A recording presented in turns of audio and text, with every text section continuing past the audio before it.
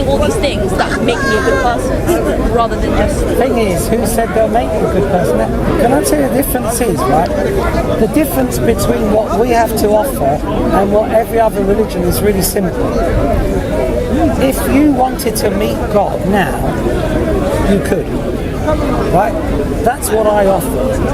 Now, the first thing is, Jesus said, I am the truth, the way, and the life. He said, no one goes to the Father except through me. In other words, Jesus is also the gateway to the Father. Now, I've done this hundreds of times, where I've challenged people, right? Some have refused, not many, right? Some have accepted that they can have a personal encounter with God here and now.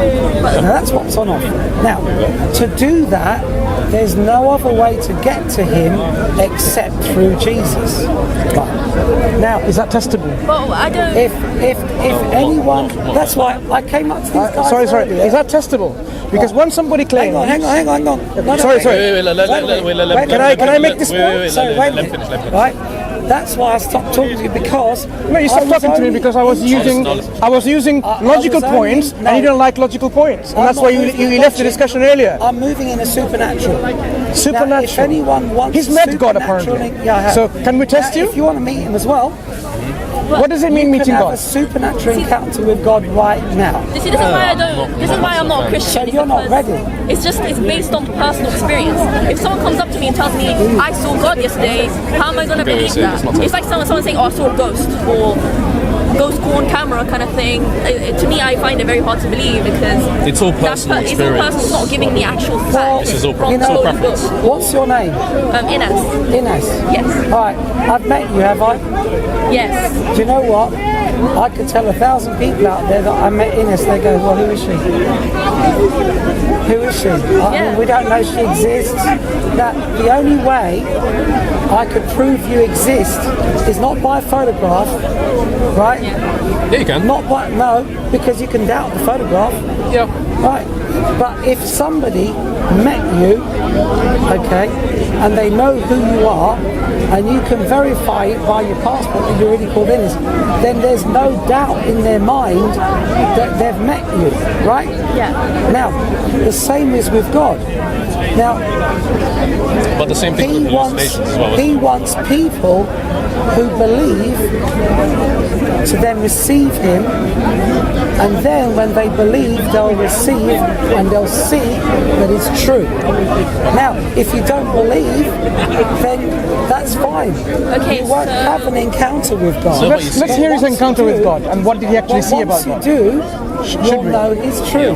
What was your encounter with God? What was it like? Okay, well, my first encounter with God was when the Spirit of God came literally in me. What did it feel like? How do you know it was a spirit? I can describe it, although you won't understand it, in one simple way. Yeah. I felt and experienced heaven literally enter into my entire being, from head to toe, my mind, my body. I actually experienced heaven in me. Right? Okay. Now that's the moment when God came in me. Of course, what are you going to experience when God comes in I can't say that you're lying, because I can't say you're lying, but... Well, no, you can't, because I know what happened. It was November 1999. Exactly. Right? I remember the exact month. I think it was 23rd November. So I've, since that experience, I've had more experiences with God. Yeah. Right? So the thing is, experience... Did he speak to you?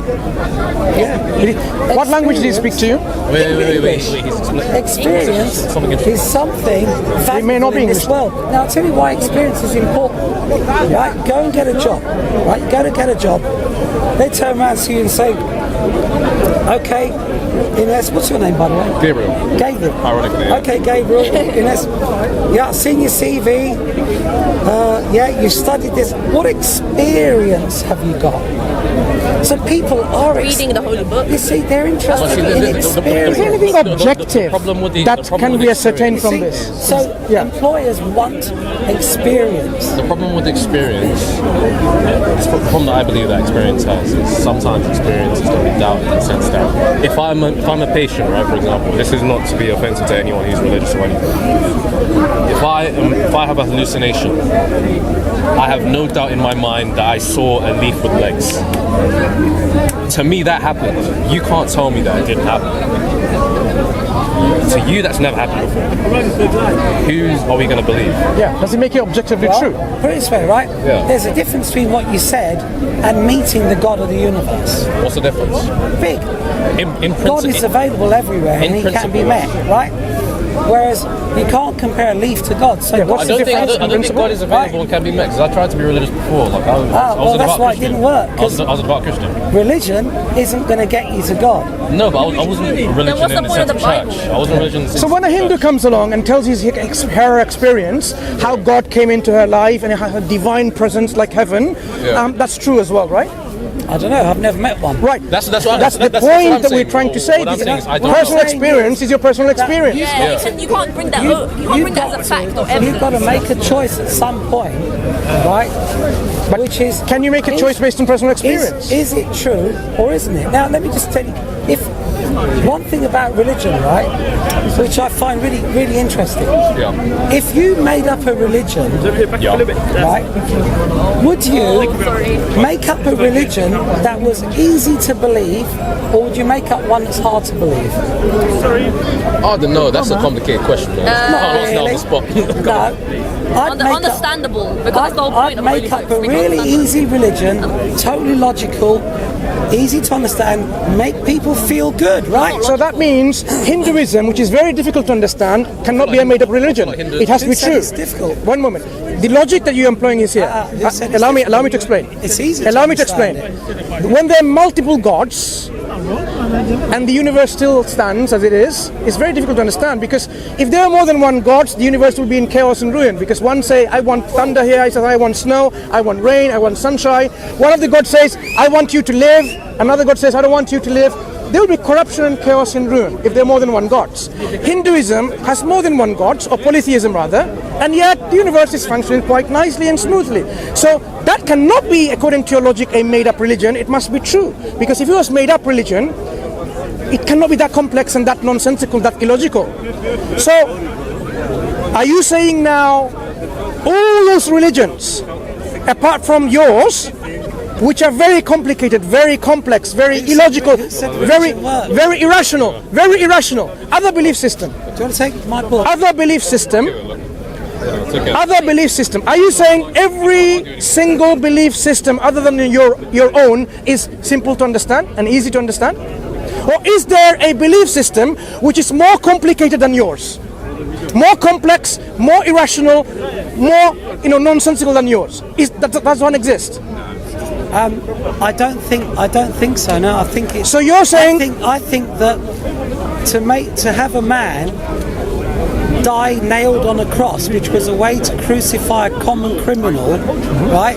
Which was the most evil form of execution ever known to mankind. Were there belief system beforehand where God became a man or a woman? Excuse me. Why would you make There up were. a religion There where your God dies as a criminal?